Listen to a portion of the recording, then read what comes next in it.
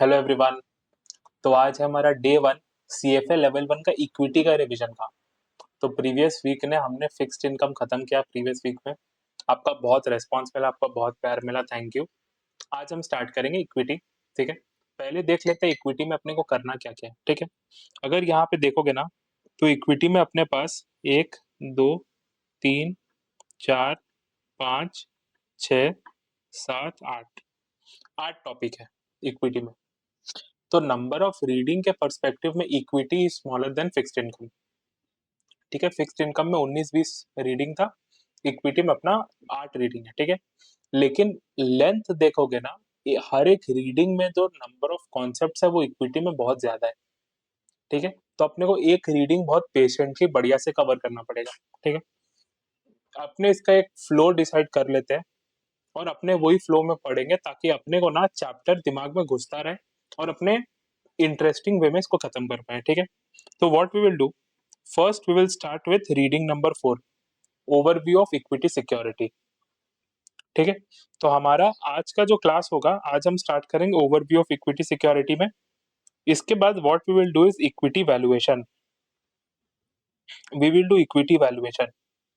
ठीक है, ये बहुत न्यूमेरिकल टॉपिक है, तो इसको क्या है, पढ़ते पढ़ते मजा आएगा। Third what we will study is market efficiency. और फोर्थ हम लोग पढ़ेंगे company analysis, fifth will be industry competitive analysis, and sixth will be company analysis forecasting. So it will be fourth, fifth, sixth. Market organization and structure will be seventh, and security market indices will be 8. ठीक है,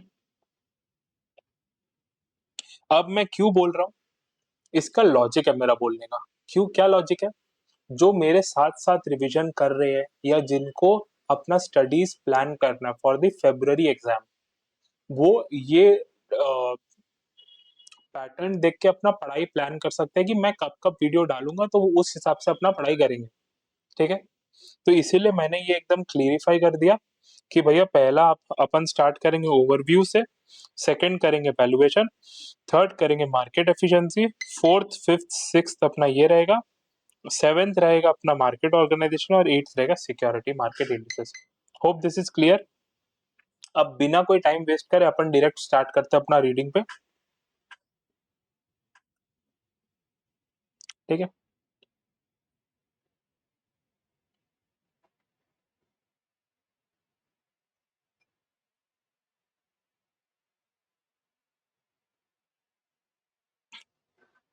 overview of equity securities. ठीक है, इसमें अपन क्या है ना, मोटा मोटा इक्विटी के बारे में पढ़ेंगे। इसमें अपन मोटा मोटा इक्विटी के बारे में पढ़ेंगे। तो सबसे पहले अपने को समझना पड़ेगा कि भाई इक्विटी क्या होता है। इक्विटी क्या होता है, इक्विटी को अगर एकदम मैं लेमन टर्म्स में बोलूं, अगर इक्विटी को लेमन टर्म्स में बोलूं तो इक्विटी होता है कंपनी का हिस्सेदारी।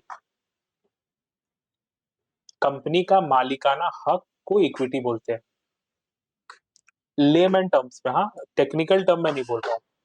अगर एकदम लेमन टर्म से बोलूं, अगर किसी को मेरे को समझाना है इक्विटी क्या है, मैं बोलूंगा भैया कंपनी का मालिकाना हक को बोलते हैं इक्विटी। ठीक है, तो पढ़ते हैं यहाँ पे क्या है, it represents the ownership in a firm. पता ही था अपने को ओनरशिप रिप्रेजेंट करता है। It includes common stock, preference preferred stocks and warrants. तो इक्विटी के अंदर तीन चीज आता है, common stock, preferred and warrants.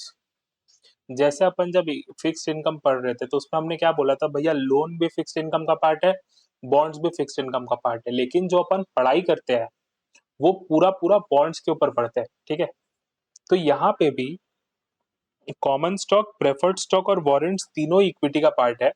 अपना 80% जो डिस्कशन रहेगा ना वो कॉमन स्टॉक पे रहेगा, 10% रहेगा प्रेफर्ड शेयर्स पे, और 10% रहेगा वारंट्स पे। इसका मतलब क्या है, अपना मेजर डिस्कशन आज भी एक ही टॉपिक के ऊपर होगा, आज नहीं मतलब पूरा इक्विटी में भी एक ही टॉपिक के ऊपर होगा, विच इज कॉमन स्टॉक।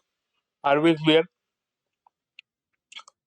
इसमें अपन क्या है, different characteristics of equity securities. तो हमने क्या बोला, इक्विटी सिक्योरिटीज तीन प्रकार के होते हैं, कॉमन स्टॉक, प्रेफर्ड और वारंट। पहले अपन समझेंगे कि भैया तीनों प्रकार का कैरेक्टरिस्टिक्स कैसा है। Okay, common shares, it is the most common form of equity, बताने का दरकार नहीं है, पता है क्योंकि 80% इसके ऊपर पड़ेंगे। They have residual claim on firm assets. इसका मतलब क्या होता है residual claim on firm assets? इसका मतलब होता है कि अगर आप कंपनी अगर लिक्विडेट कर रहे हो, ठीक है, ये देखो, when the firm is liquidated, इसका मतलब क्या है, जब आप कंपनी लिक्विडेट कर रहे हो मतलब कंपनी बंद कर रहे हो। कंपनी बंद करते समय क्या करना पड़ता है, सारे एसेट्स बेचने पड़ते हैं और फिर जो आपके लाइबिलिटी है उनको पे ऑफ करना पड़ता है। तो इक्विटी क्या होता है कि भैया आप पहले सारा एसेट बेच दो, सारा एसेट बेच दिया, सारा एसेट बेचने के बाद आपको पहले लाइबिलिटीज चुकानी पड़ेगी। लाइबिलिटी क्या हुआ, आपने अगर लोन लिया तो वो चुकाओ, आपने अगर बॉन्ड इशू करके पैसे लिए तो बॉन्ड को चुकाओ, आपके जो क्रेडिटर्स या अकाउंट पेएबल होंगे पहले वो चुकाओ, एम्प्लॉयज है उनको चुकाओ, सरकार के सारे टैक्सेस दो।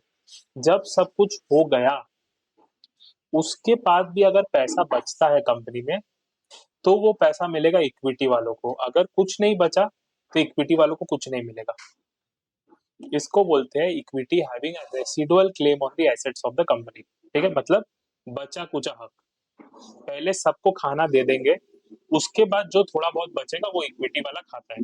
ठीक है, firms have no obligation to pay dividend on common stock. इसका मतलब क्या, देखो अपन फिक्स्ड इनकम में पढ़ रहे थे कि बॉन्ड्स के साथ कूपन एक कंपनी डिक्लेयर करती है जो कंपनी को देना ही पड़ता है। अगर कंपनी के पास नहीं है तो कंपनी अपना बिल्डिंग उठा के बेच के देगी लेकिन देना पड़ेगा, अपना फ्लैट उठा के बेच के देगी देना पड़ेगा, कुछ भी करेगी, लेकिन कंपनी को फिक्स्ड इनकम के केस में जैसे तैसे कूपन देना पड़ता है। इक्विटी में क्या होगा, अगर कंपनी के पास पैसे नहीं है या कंपनी को लग रहा है कि मेरे को अभी पैसे नहीं देने, तो तो कंपनी इक्विटी वालों को बोलेगा भैया तेरा डिविडेंड ये साल तो ना हो पाएगा। मतलब इक्विटी वाला कंपनी को फोर्स नहीं कर सकता कि भैया मेरे को डिविडेंड दो, वो हक इक्विटी वालों के पास नहीं है। ठीक है, common stock holders have voting right, ये एक बड़ा डिफरेंस है। जिसने इक्विटी खरीदा कंपनी का उसके पास मालिकाना हक आया, उसके पास ओनरशिप राइट्स आए। अब ओनरशिप राइट्स क्या होता है भैया, अगर मैं कंपनी का डिसीजन ही नहीं ले पाऊंगा तो मैं कौन चीज का ओनर हूँ, इसीलिए इक्विटी वालों के पास वोटिंग राइट होता है जो बॉन्ड्स वालों के पास नहीं होता। In a statutory voting system each share held is assigned one vote in election of each member. Under a cumulative voting system, shareholders can allocate their vote to one or more candidate as they choose.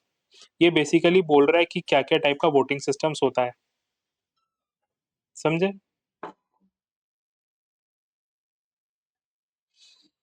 For example, consider a situation where a shareholder has 100 shares and 3 directors will be elected. Under the statutory voting system, the shareholder can vote 100 shares for his director of choice in an election. Under cumulative, the shareholder has 300 votes, which he can cast for a single candidate or spread across multiple candidate. ये basically था example अपना, ये वाला example था statutory का और ये अपना एग्जाम्पल था क्यूमुलेटिव का। बहुत सेल्फ एक्सप्लेनेटरी था, ज्यादा कुछ बताने के लिए था नहीं, उतना इंपॉर्टेंट भी नहीं है इसलिए अपन माथा नहीं लगा रहे। ठीक है, नेक्स्ट आता है प्रेफर्ड स्टॉक्स। प्रेफर्ड स्टॉक्स क्या होता है, अपने को पता है प्रेफर्ड स्टॉक्स का अपना फोकस खाली 10% रहेगा। ठीक है, उतना इंपॉर्टेंट नहीं है। प्रेफर्ड स्टॉक्स और preferred shares have features of both common stock and equity. Okay, तो अगर देखा जाए, अगर ये अपना डेट है और ये अपना इक्विटी है तो कहीं बीच में अपना प्रेफर्ड स्टॉक है, मतलब थोड़ा इससे भी फीचर ले लिया थोड़ा उससे भी फीचर ले लिया, बीच में खड़ा हो गया, समझ रहे, थोड़ा इससे भी ले लिया थोड़ा उससे भी ले लिया, हम बीच में खड़ा हो गया। ठीक है, preferred stock dividends are not contractual obligation and the shares usually do not mature। देखो इसमें भी जो डिविडेंड है वो कंपनी के ऊपर ऑब्लिगेशन नहीं है, अगर कंपनी चाहेगा, कंपनी के पास पैसा है तो कंपनी देगा, अगर कंपनी का मन नहीं है या कंपनी के पास पैसा नहीं है कंपनी नहीं देगा, बोलेगा फक ऑफ। ठीक है,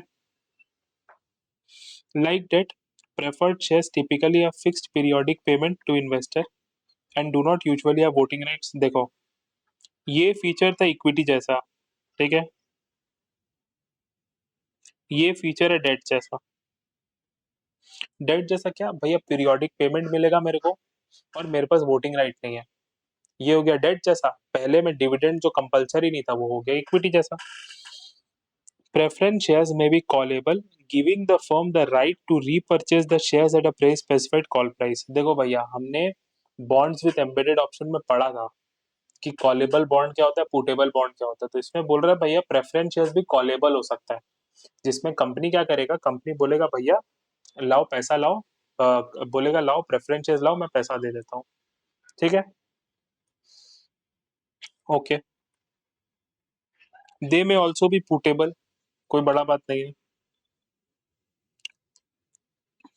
Cumulative preference shares are usually promised fixed dividend, and any dividend that are not paid must be paid before common shareholders can receive the dividend। ये बहुत इंटरेस्टिंग है, देखते हैं।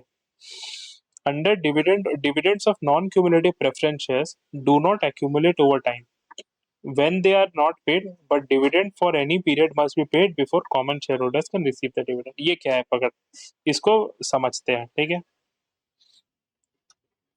क्या बोल रहा है कि देख भाई, प्रेफरेंस शेयर के केस में इतना तो समझ ले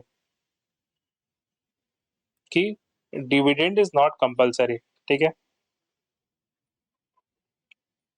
ये 100% श्योर है।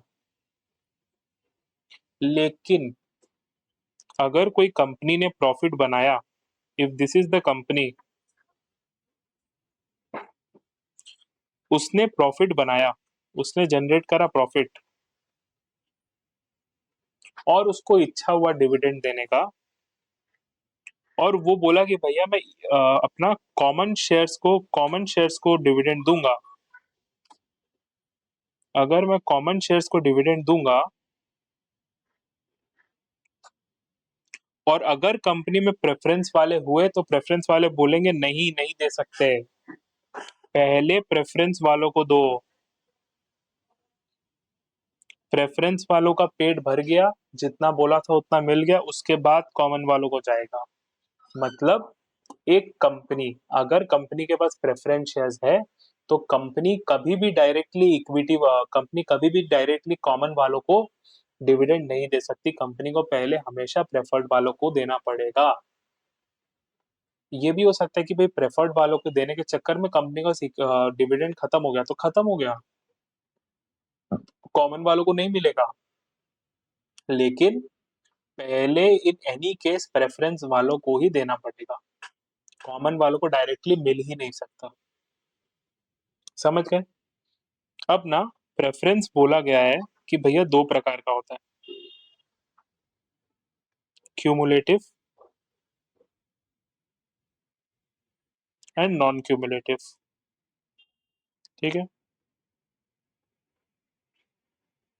देखो दोनों में ना डिविडेंड कंपलसरी नहीं है, दोनों में डिविडेंड नॉट कंपलसरी। ये ना दोनों का, ये तो दोनों का ही फीचर है। ठीक है, ये बात याद रखना।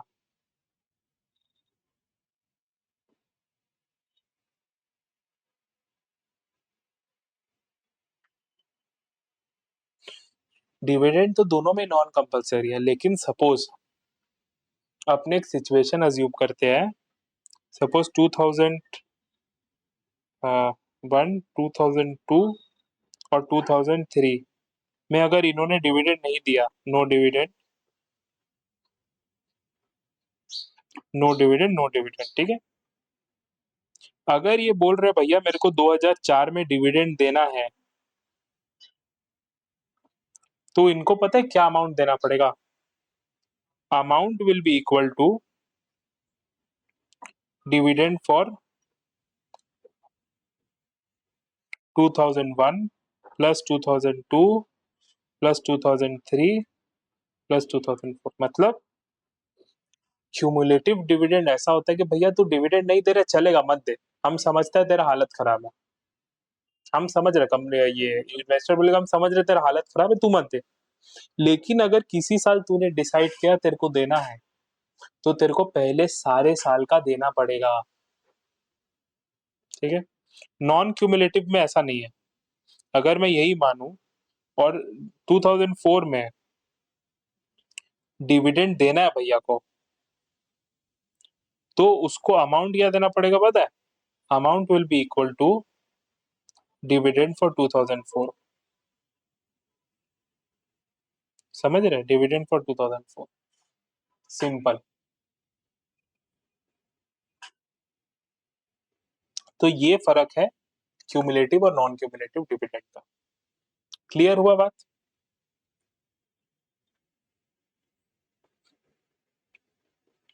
Preference shares have a stated par value and pay a percentage dividend based on the par value of the share. For example, par value अपन पढ़ चुके हैं बॉन्ड में कि पार वैल्यू क्या होता है, तो वो मेरे को समझाना नहीं है। इसमें क्या बोल रहा है कि भैया कॉमन शेयर्स के केस में ना, अगर कंपनी को मन है तो कंपनी ₹1 डिविडेंड, $1 भी दे सकते हैं, $2 भी दे सकते हैं, 3 भी दे सकते हैं, 4 भी दे सकते हैं, anything which the company wants.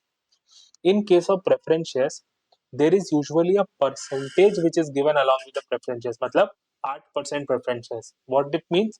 It means that when the company decides to give you dividend, it will be 8% on the par value. Similarly, a 10% preference share will give you a dividend of 10%. मतलब either the company can decide you not to pay the dividend, तो उसमें कुछ भी नहीं आएगा, लेकिन अगर दे रही है तो it cannot be less than what it is stated on the preference share contract. ठीक है? Investors in participating preference shares receive extra dividend if firm's profit exceed a predetermined level. So this is a special category of dividend, special category of preference share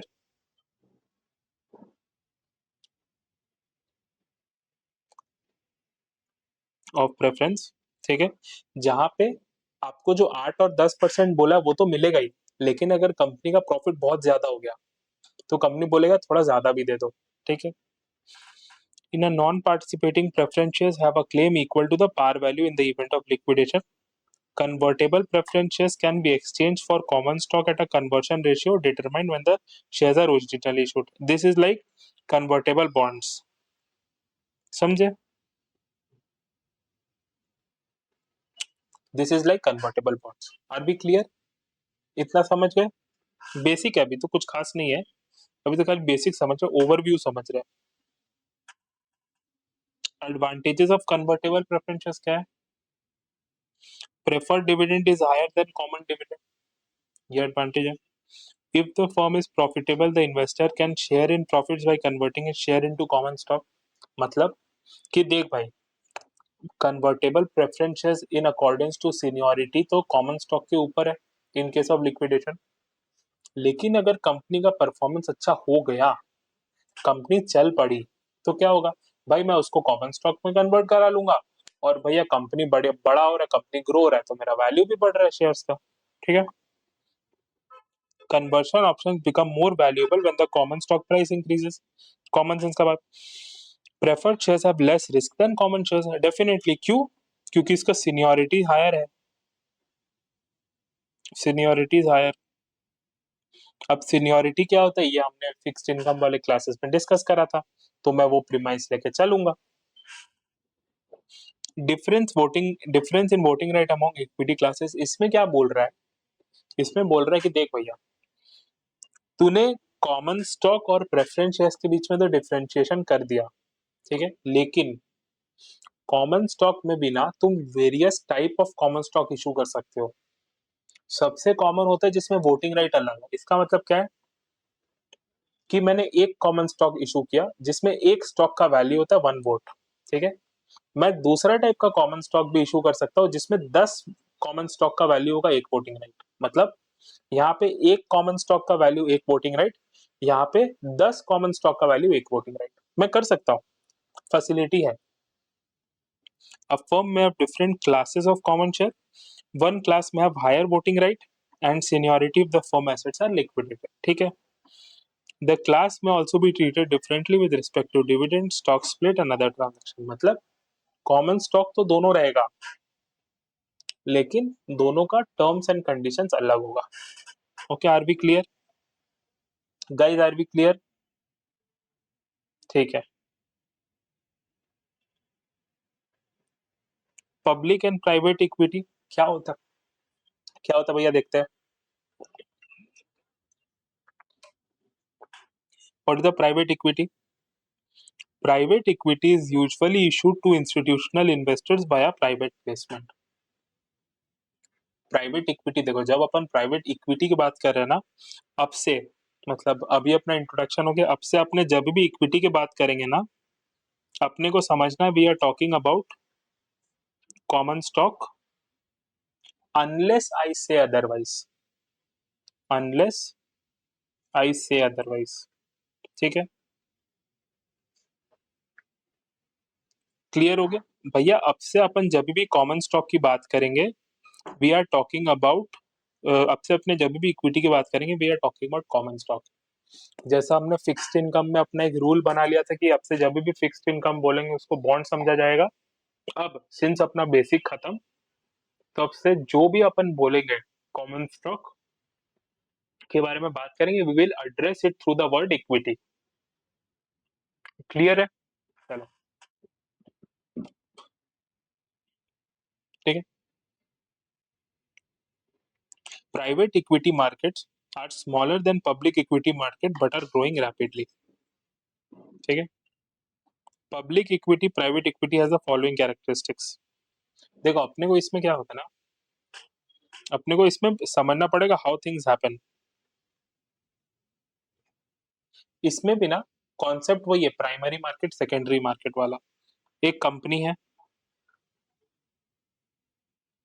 ठीक है,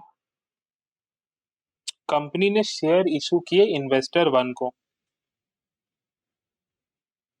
ठीक है, company ने equity shares issue किए, correct.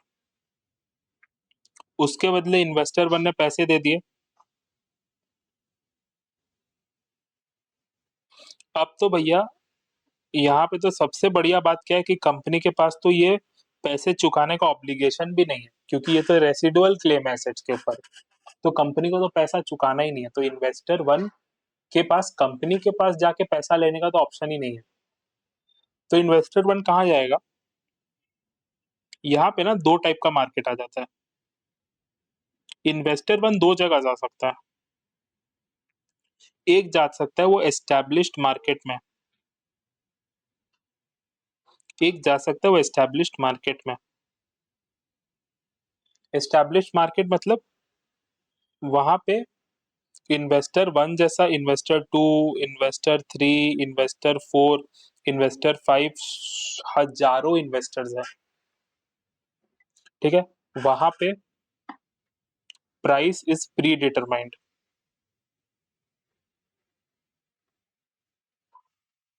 समझे? वहां पे usually it is regulated by agency. समझे? वो यहाँ पे जा सकता है, या तो फिर वो जा सकता है प्राइवेट मार्केट में। प्राइवेट मार्केट में क्या करेगा? वो इन्वेस्टर खोजेगा, he will find out some investor to,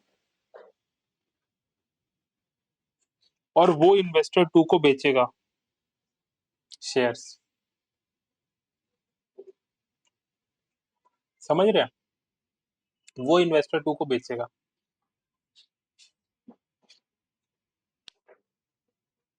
ये हो गया प्राइवेट मार्केट। ठीक है, अब इसमें एक और फीचर आता है, खाली यही वाला एस्पेक्ट अगर अपन लेंगे ये वाला, तो इसमें भी फीचर आता है कि भैया जो कंपनी है ना, कंपनी भी ऐसे दो इन्वेस्टर के पास जा सकती है। कंपनी भी in case of equity, company भी एक एस्टैब्लिश्ड मार्केट में जा सकती है,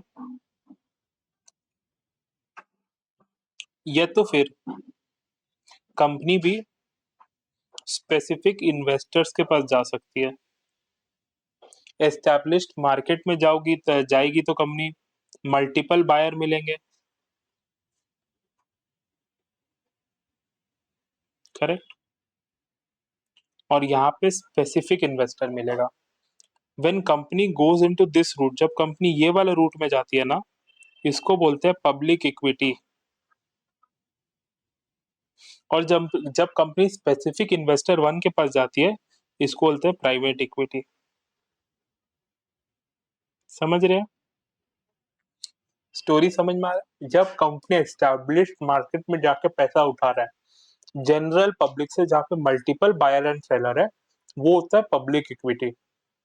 उस केस में जब पैसा उठा लेता है तो शेयर्स में ट्रेडिंग होता है, लिक्विडिटी आता है। यहाँ पे वो सब नहीं होता, या एक कर्टेल्ड वे में होता है। क्लियर है? अपने को स्टोरी समझ में आ रहा है पब्लिक इक्विटी प्राइवेट इक्विटी का? देखो क्या लिखा है, private equity is usually issue to institutional investor via private placement. Institutional investor कौन हुआ? अपना एग्जांपल में इन्वेस्टर वन। क्योंकि यूजुअली ये जो होता है ना, इसका जो टिकट, इसका जो साइज ऑफ इन्वेस्टमेंट होता है वो बहुत बड़ा होता है। ऐसा 100, 500, 1000 डॉलर नहीं होता है, it is hundreds and thousands of dollars. तो एक इंडिविजुअल मेरे और आपके जैसा लोगों के पास थोड़ी ना हिम्मत है कि हम लोग hundreds and thousands of dollar डाल दे। We are small investors. We participate in public equity. Big institutions like JP Morgan or any other private equity fund like Temasek और GIC, ये लोग बड़े प्राइवेट, ब्लैकस्टोन, ये लोग बड़े फर्म्स हैं, ये लोग प्राइवेट इक्विटी में पार्टिसिपेट करते हैं। ठीक है, देखो पहला ही फीचर है लेस लिक्विडिटी। क्यों?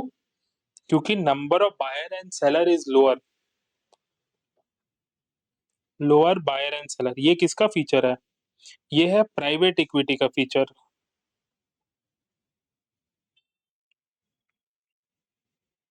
ठीक है, लोअर बायर एंड सेलर। ठीक है,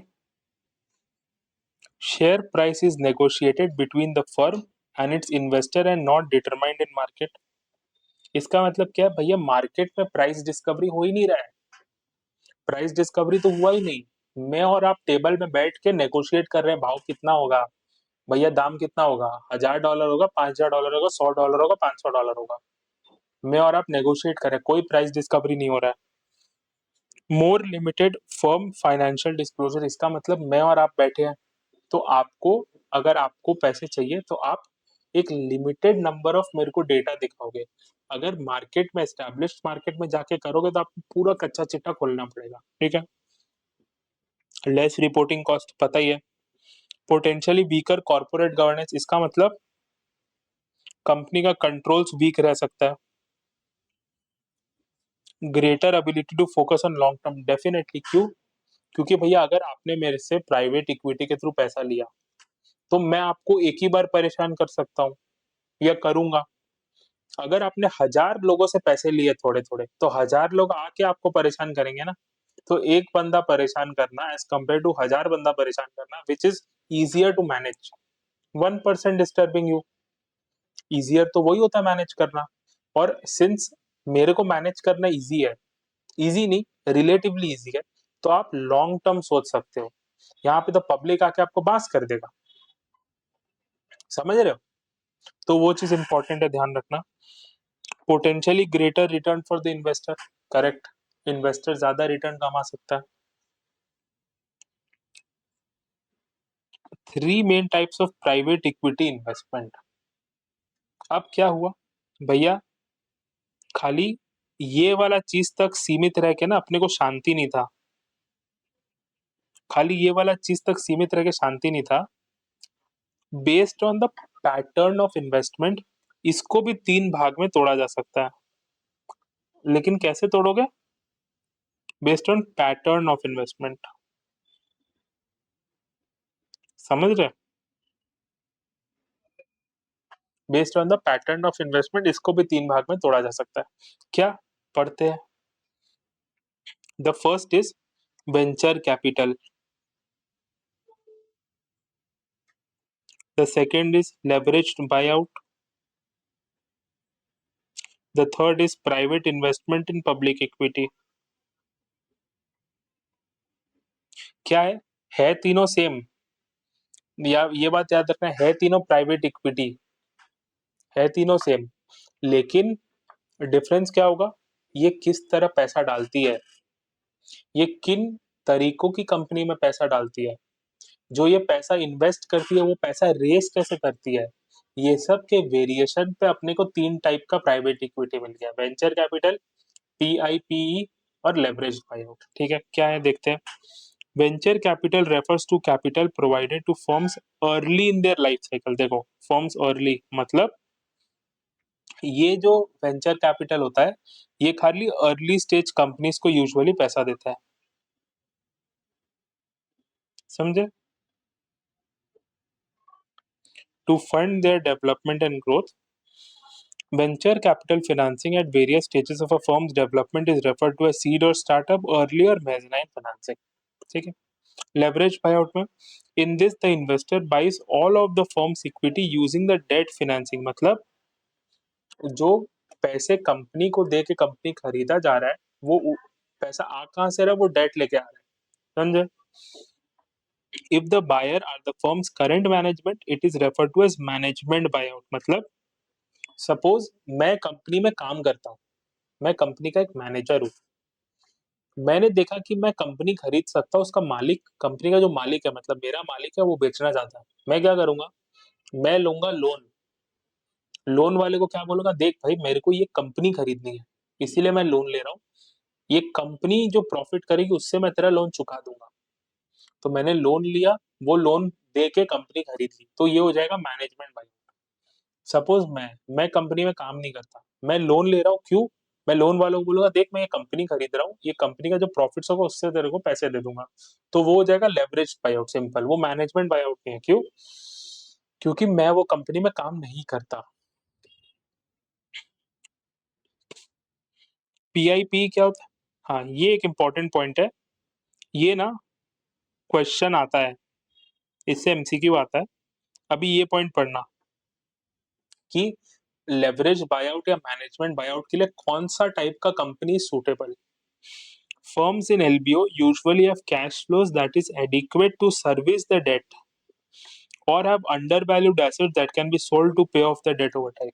बहुत इंपॉर्टेंट पॉइंट है, देखो लेवरेज बायआउट के लिए पैसा कहाँ से आया? पैसा आया डेट से, करेक्ट?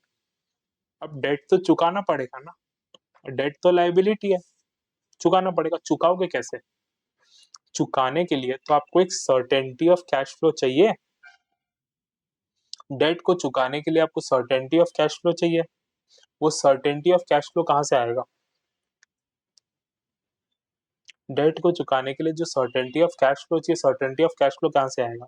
अगर धंधा ऐसा है जिसमें कैश फ्लो का कोई अता पता ही नहीं है, आया कभी नहीं आया, तो फिर वो धंधा खरीद के आप डेट तो नहीं सर्विस कर पाओगे ना, आप तो डिफॉल्ट करोगे डेट पे, या आपको अपने घर से या जेब से पैसे देने पड़ेंगे, धंधा से तो पैसा नहीं दे पाओगे आप। तो इसीलिए यूजुअली लेवरेज बायआउट में ऐसी कंपनीज को देखी जाती है जिनका कैश फ्लोज बहुत प्रेडिक्टेबल हो, या दूसरा है जिसका जो एसेट्स है, 1 करोड़ का एसेट आपको 10 लाख में मिल गया, तो आप क्या कर सकते हो, भैया 10 लाख डेट लेके दे दो, 1 करोड़ में नहीं तो कम से कम 50 लाख में तो बिक जाएगा, तो वो जो बिकेगा उससे डेट सर्विस कर देंगे। तो दो ही प्रकार का कंपनी लेवरेज बायआउट के लिए फेवरेट रहता है, एक जिसका कैश फ्लो प्रेडिक्टेबल और एडिक्वेट हो, दूसरा यह जिसका एसेट्स बहुत अंडर वैल्यू हो। ठीक है, private investment in public equity. In this, a public firm that needs capital quickly sells private equity to investor। इसका मतलब क्या है, देखते हैं। The investor can often buy stocks at a sizable discount to the market price। इसका मतलब क्या है, देखो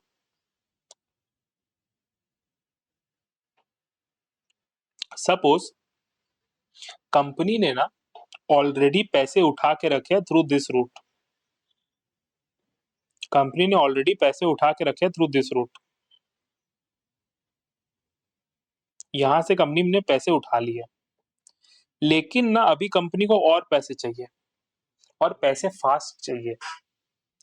अपने को ये चीज समझना पड़ेगा, ये वाला जो रूट है ना, it is time taking, time लगता है ये रूट में, और कंपनी को चाहिए फास्ट। तो कंपनी क्या बोलेगा, देख भाई मैंने ये रूट से उठाया था, लेकिन अब कंपनी ये वाले रूट में जाएगा, बोलेगा अब मैं प्राइवेट से उठाता हूँ। तो प्राइवेट वाला क्या बोलेगा, देख भाई, प्राइवेट वाला उसको दो चीज बोलेगा, प्राइवेट वाला बोलेगा देख तू जब मेरे पास पैसे उठाने आया है, जब तेरा पब्लिक मार्केट से पैसा ऑलरेडी उठा हुआ है, इसका मतलब क्या है, तेरे को टाइम बचाना है। टाइम का एक पैसा होता है, time is equal to money. Second, तू जब पब्लिक मार्केट में जाता तेरे को खर्चा करना पड़ता, इट इज एक्सपेंसिव। मेरे पास तेरे को वो खर्चा नहीं करना पड़ रहा है, सेकेंड।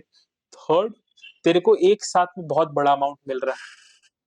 तो ये तीनों फैक्टर के चक्कर में अगर तेरा मार्केट में शेयर $100 पे ट्रेड कर रहा है, मैं तेरे को $85 ही दूंगा। I will give you only $85 for those shares.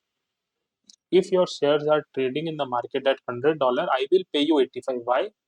Because first, there is less cost involved in raising from me. I am giving you a larger amount of money quickly. Third, the process is more streamlined and more faster. So all these are benefiting you. So as an investor, I should be benefited as well. So I will pay you 85, which means I am paying you at a 15% discount to the market. Market is 100.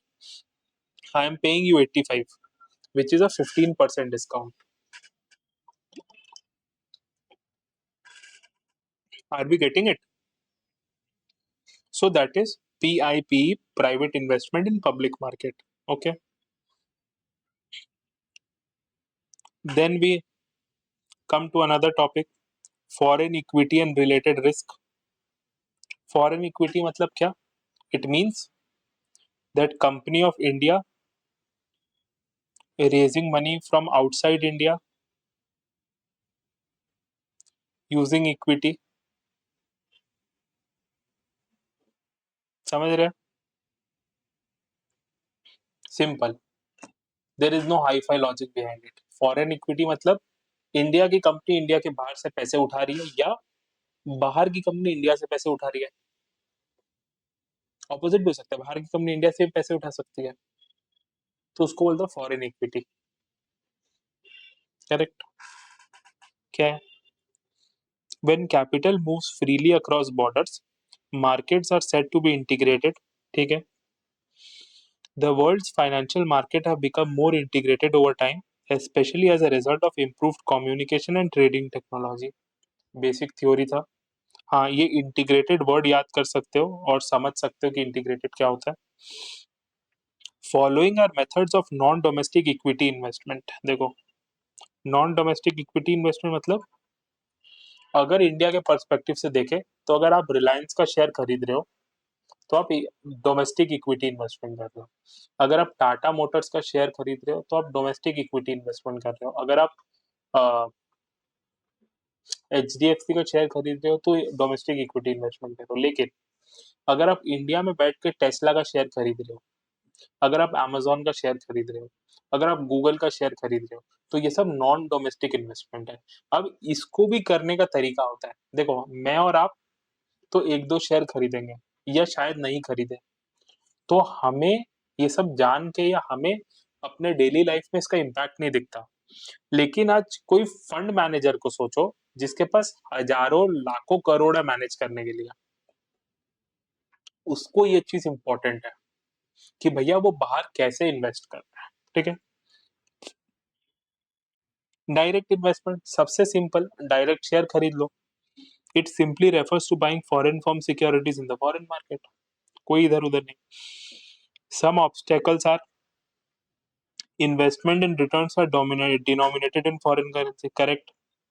Suppose आप India में बैठ के अगर Tesla का share खरीदते हो तो Tesla का शेयर का भाव कैसे मिलेगा? आपको डॉलर में मिलेगा। टेस्ला में जो आपको फायदा होगा डॉलर में होगा, वही लिखा है।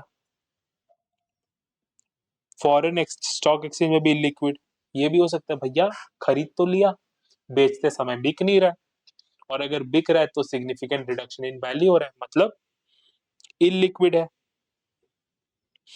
रिपोर्टिंग रिक्वायरमेंट हो सकता है। Investors must be familiar with the regulation and procedure of each market, मतलब जिस मार्केट में काम कर रहे हो वो मार्केट चलता कैसा है, उसमें रेगुलेशन क्या है, रूल्स क्या है, वो तो समझना पड़ेगा। अब सपोज मेरे को 4 मार्केट में इन्वेस्ट करना है तो मेरे को चारों मार्केट का रूल्स रेगुलेशंस समझना पड़ेगा, वे ऑफ वर्किंग समझना पड़ेगा। वो मेरे लिए है तो हेडेक ही ना। The next is depository receipts. क्या होता है? Depository receipts represents ownership in a foreign firm and are traded in the market of other country in the local market currencies. ठीक है? A bank deposits shares of a foreign firm and then issues receipts representing ownership of specific number of foreign shares. The depository bank act as a custodian and manages dividend, stock splits and other events. क्या होता है मैं बताता हूँ.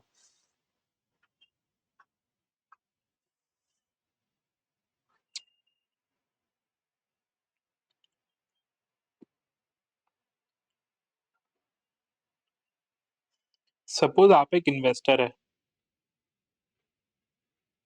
ठीक है, आपको foreign stocks में इन्वेस्ट करना है, तो आप क्या कर सकते हो, आप डायरेक्ट टेस्ला बाई कर सकते हो, करेक्ट.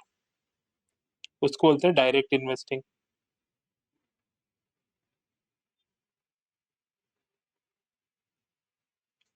लेकिन इसमें जो झमेला हमने पढ़ा, अदरवाइज अगर टेस्ला को आपसे पैसा रेस करने में इंटरेस्ट है, अगर टेस्ला को आपसे पैसा रेस करने में इंटरेस्ट है, तो वो क्या करेगा, वो एक इंस्ट्रूमेंट का हेल्प लेगा जिसको बोलते हैं डिपॉजिटरी रिसीट्स.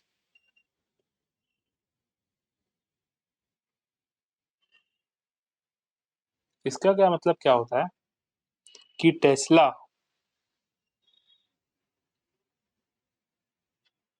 एक बैंक के पास जाएगा, ठीक है, टेस्ला अपने शेयर्स बैंक को देगा,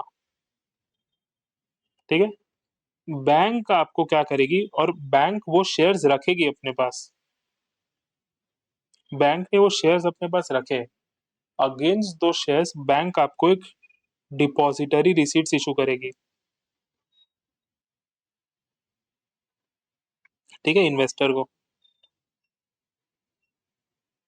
इसका मतलब क्या है, आप डायरेक्टली टेस्ला के ओनर नहीं हो, आप डिपॉजिटरी रिसीट्स के ओनर हो, उस बैंक ने इशू किया जिसके पास टेस्ला का शेयर है. अब सपोज टेस्ला इस पे डिविडेंड देता है, सपोज टेस्ला इस पे डिविडेंड देता है, तो ये बैंक भी आपको डिविडेंड देगा. टेस्ला इस पे स्टॉक स्प्लिट करता है, तो आपका डिपॉजिटरी में भी उसका इम्पैक्ट आएगा, सब कुछ होगा. लेकिन आप डायरेक्टली नहीं खरीद रहे हो टेस्ला के shares, you are not directly buying it, you are buying depository receipts. और कुछ नहीं है, डिपॉजिटरी रिसीट कुछ नहीं है भैया, मैंने आपको शेयर दे दिए, अब आप उसका एक पन्ना बनाओ और इन्वेस्टर्स को दो. समझ रहे हैं. इसमें क्या होता है ना, अगर मैंने ऐसे इन्वेस्ट किया होता टेस्ला में, तो ये होता डॉलर में, ठीक है, अभी मैं ये डिपॉजिटरी रिसीट के रूट से कर रहा हूँ ना, तो ये है रुपीज में. समझ रहे. तो मेरे को करेंसी का भी झमेला नहीं करना पड़ा, मेरे को मार्केट का रेगुलेशन भी नहीं समझना पड़ रहा है, मेरे को अपने हिसाब से मिल रहा है. ये होता है depository receipt.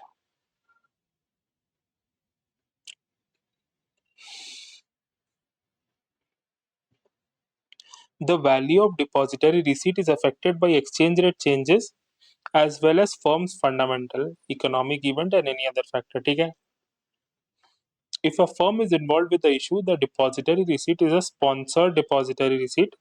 Otherwise, it is a unsponsored depository receipt. कुछ नहीं है, सिंपल है. Global depository receipts क्या होता है? It is issued outside the United States and the issuer's home country. American depository receipt क्या हुआ भैया, जो अमेरिकन मार्केट में इशू होता है, denominated in US dollars and traded in United States. मतलब अगर सपोज यहाँ की कंपनी को यूएस मार्केट में फंड रेज करना है, ठीक है, तो वो क्या करेगा, यूएस डॉलर्स पे डिपॉजिटरी रिसीट इशू करवा देगा. Global registered shares are traded in different currencies on stock exchanges around the world. Basket of listed depository receipts is an exchange traded fund that is a collection of depository receipt. ETF shares trade in the market just like common shares. ETF क्या होता है वो discuss करेंगे, अपना discussion में है. ETF को अभी इग्नोर करो, ठीक है, ETF को अभी इग्नोर करते हैं, ठीक है.